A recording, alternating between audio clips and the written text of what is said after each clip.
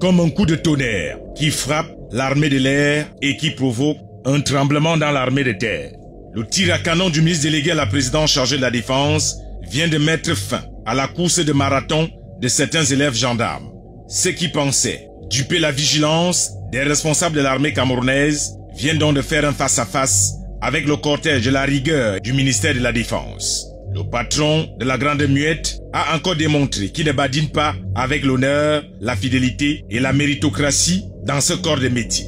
Joseph Betty assomme les derniers espoirs de certains étudiants de l'école des raccourcis de Bonas qui voulaient se fondre dans la masse pour jouer au cache-cache. Mais malheureusement pour eux, le ministre délégué à la présidence chargé de la défense a stoppé la casse. L'armée camerounaise ne sera jamais la cour du roi Péto. Jamais elle ne laissera que le faux s'installe. Beaucoup parmi nous aurions aimé faire carrière dans l'armée, mais nous avons trop passé du temps au lycée en jouant avec les jolies poupées. Et quand on s'est réveillé, l'âge était dépassé. Ceux qui n'abandonnent jamais ont voulu forcer le destin avec les diplômes de la galaxie des ramassis, oubliant que les recrutements au ministère de la Défense ont toujours une ultime autopsie qui dégomme les diplômes. Nos frères et sœurs se voyaient déjà pédaler au vélodrome, d'autres sur les chevaux à hippodrome.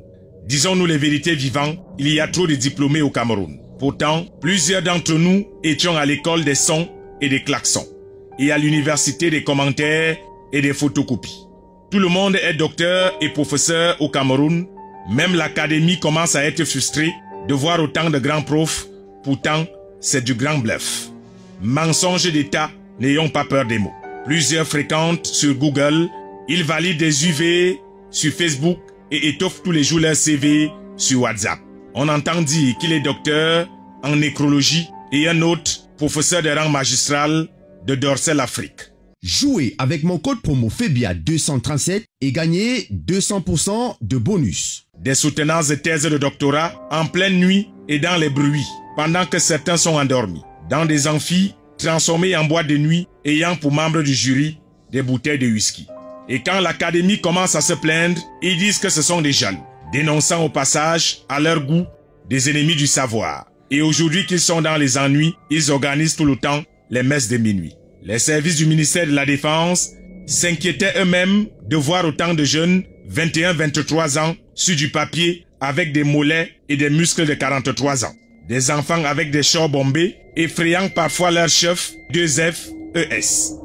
Des diplômés de 2018 avec la barbe de 98. Certains encadreurs ont même reconnu leurs camarades de lycée du temps de Mbela Mbappé.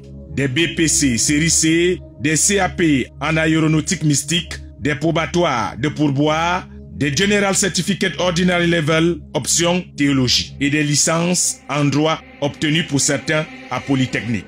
Des nouveaux diplômés qui ont fait péter le logiciel du ministère de la Défense qui s'inclinait devant le génie en matière de faux des Camerounais.